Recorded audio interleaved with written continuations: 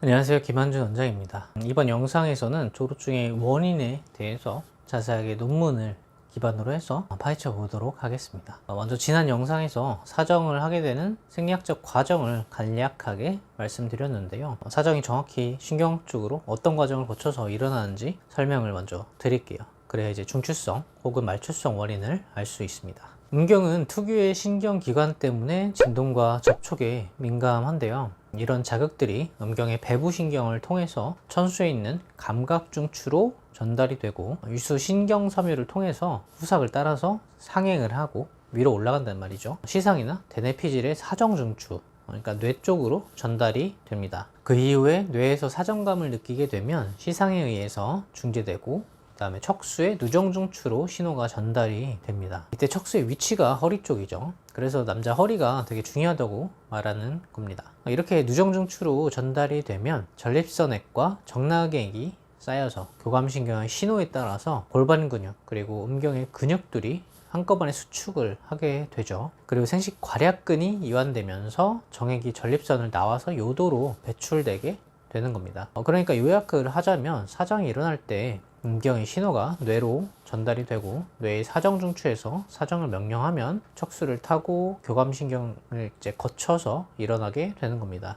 그래서 일반적으로 이제 조루증이라고 하면 음경이 민감해서 일찍 사정하는 거 아니냐라고 말씀하시는 분들이 있으시죠. 이렇게 사정을 하는 과정을 다 설명을 드렸는데 이 과정 중에 하나만 문제가 생겨도 민감해질 수밖에 없습니다. 그래서 이제 조루증이 발생을 하는 거고요. 사실은 뭐 사정뿐만 아니라 모든 사람이 느끼는 모든 자극은 뇌를 거칠 수밖에 없습니다. 그래서 뇌에서 그 자극에 대해서 해석하고 반응을 하게 되는 거죠. 실제로 이제 조루증의 치료에 쓰이는 방법만 봐도 알 수 있는데요. 이 논문을 참고해 보겠습니다. 실제로 이 논문에서도 그렇고 병원에 가셔서도 비슷합니다. 조루증을 치료할 때 두 가지 방법을 제시하는데요. 조루증을 치료하는 약물을 먹던지 아니면 배부신경 차단술 같은 수술을 하자고 이야기를 하죠. 여기서 약물은 항우울제입니다. SSRI라고 해서 세로토닌 재흡수 억제제이죠. 뇌에 있는 사정중추가 문제가 생겨서 사정에 대한 역치가 낮아진 겁니다. 그러니까 민감해진 거죠. 그래서 이렇게 약물을 투여를 해서 세로토닌 수용체의 기능성을 회복시키고 민감도를 낮춰서 치료를 효과를 낸다고 가정하고 투여를 하는 겁니다. 그리고 이제 배부신경 차단술, 진피이식술은 말 그대로 이제 음경 자체가 민감해져서 그런 거니까 음경의 신경을 그냥 차단해 버리자라고 하는 거고요.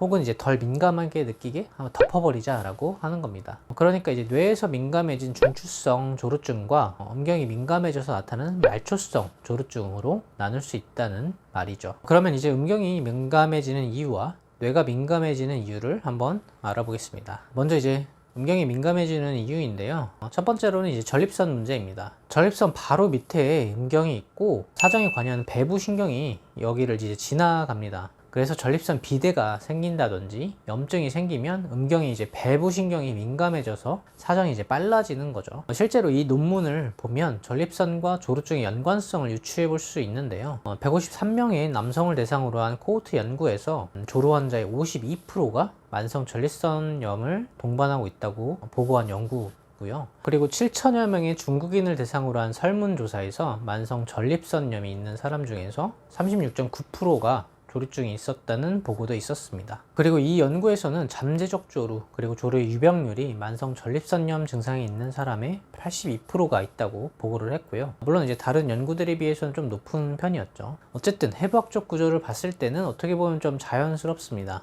전립선 주변의 염증이 음경의 배부신경을 민감하게 만들 수 있으니까요. 이렇게 전립선에 문제가 생기는 경우로 인한 증상으로는 소변 볼 때 통증 혹은 이제 소변 이상이 있습니다. 주로 고환이나 음경, 하복부 쪽의 통증이 좀 나타나게 되니까 이 부분을 좀 참고를 해주시면 좋을 것 같습니다. 그 다음으로는 성접촉에 의한 감염도 마찬가지입니다. 음경에 직접적으로 발생한 염증이니까 전립선염보다 더 직접적이죠. 요도염, 전립선염 이후에 증상이 만성화된 경우에는 이렇게 나타나는 경우가 굉장히 좀 많습니다. 이 경우에 반드시 치료를 좀 마무리 지어야 하기 때문에 주의를 꼭 해주셔야 됩니다. 그 다음으로는 음주를 꼽을 수 있는데요. 술은 염증을 유발시키는 주요 요인 중에 하나입니다. 특히나 이제 맥주는 장도 좀 민감하게 만들기 때문에 더 좋지 않습니다. 그 다음으로는 이제 오래 앉아있는 직업인 경우에 이제 음부신경 혹은 이제 음경 주위부가 허혈성 압박을 받는 경우가 많습니다. 이런 경우 1시간 앉아 있으면 반드시 10분 정도 움직이는 게 도움이 많이 되니까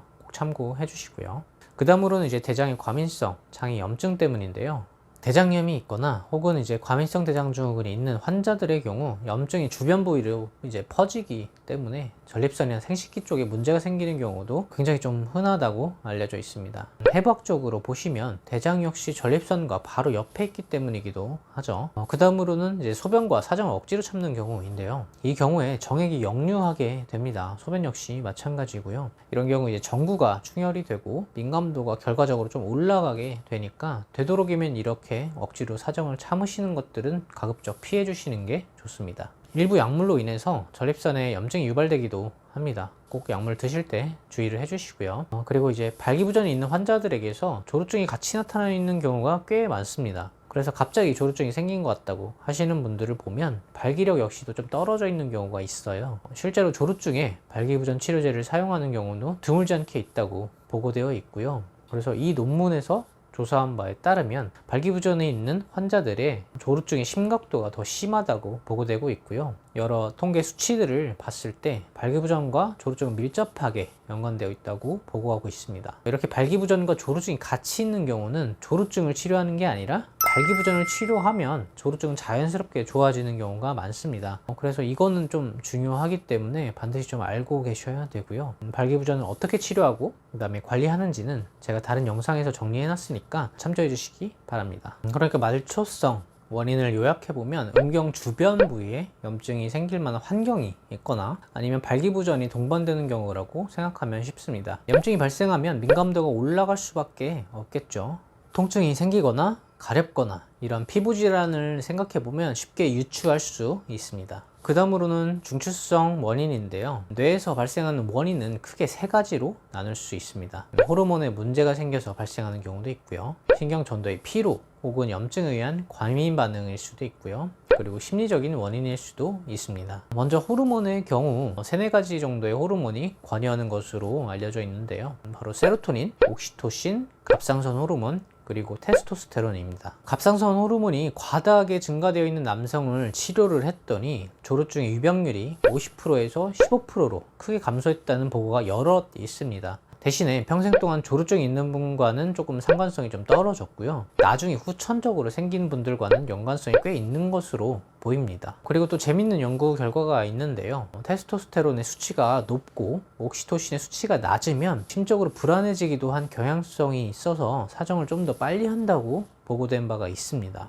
좀 신기하죠, 이거는. 이런 현상도 후천적으로 생긴 조루증과 연관이 있다고 보고되어 있고요. 그리고 이제 마지막으로 조루증에서 가장 보편적인 치료법이기도 한데요. 세로토닌과 관련돼서 수용체에 문제가 생기거나 혹은 이제 기능에 문제가 생겼을 때 조루증이 나타나는 것으로 알려져 있습니다. 그래서 이제 보통 병원에 가서 조루증 약물을 처방받는 것을 보면은 대부분 항우울제라고 생각하시면 됩니다. 대표적인 약물이 바로 다퍼섹틴입니다. 대표적인 항우울제 그리고 세로토닌 재흡수 억제제이죠. 그 다음으로는 신경전도의 피로, 염증에 의한 과민 반응인데요. 제가 말초성 조루증에서 설명드렸듯이 음경 주변 부위에 염증이 있을 만한 요소가 생기면 민감해진다고 말씀을 드렸죠. 뇌와 중추신경계도 마찬가지입니다. 처음에 제가 이제 사정하기 위한 과정을 보여드렸죠. 사정중추 그리고 누정중추는 뇌와 척수에 있습니다. 그래서 전신적으로 염증이 퍼져 있거나 신경계에 염증이 있으면 그런 중추들 역시도 당연히 민감도가 높아질 수밖에 없습니다. 그래서 이런 남성분들을 보면 다른 분들에 비해서 긴장을 훨씬 더 많이 하는 경향성이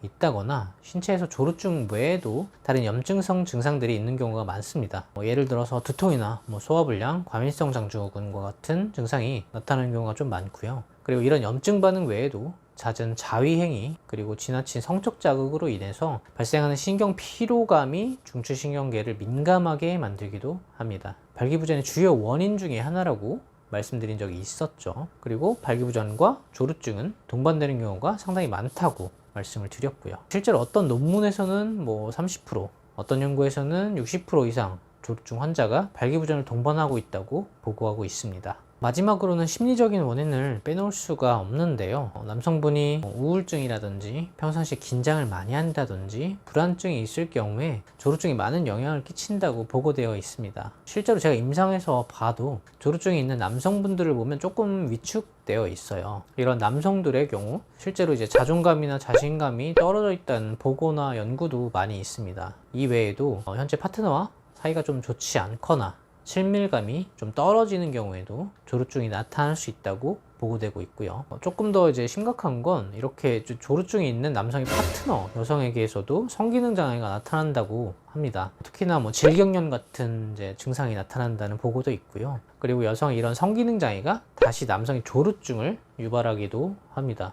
그러니까 이게 악순환의 반복인 거죠. 그래서 실제로 한 연구에서는 질경련이 있는 여성의 파트너 중 50%가 조루증이라고 보고하기도 했습니다. 임상에서 보면 조루증을 치료하기 위해서 부부나 파트너분이 같이 내원하시는 경우는 상당히 좀 드문데요. 제가 말씀드린 이런 내용들을 알고 좀 서로 노력을 해 주셔야 조루증과 여성의 성기능 장애가 같이 좋아질 텐데 좀 안타까운 부분이 있습니다. 어쨌든 조루증은 남녀가 같이 서로 배려해 가면서 치료해야 성공률이 좀 높은 질환이라고 알고 계셔야 됩니다. 심리적인 게 굉장히 좀 크게 작용하기 때문이죠. 이렇게 중추수정 기관에서 민감도가 높아진 이유 3가지를 알아봤는데요. 이 외에도 어떤 분들이 조루증에 유전이 관여하는 게 아니냐라고 간혹 물어보시는 분들이 있어요. 근데 유전은 조루증에 크게 영향을 끼치지 않는다고 알려져 있고요. 사실상 조루증이 유전되는 것은 거의 영향을 끼치지 않고 아니다 라고 봐도 무방합니다. 이번 영상에서는 사정이 발생하는 뇌과학적인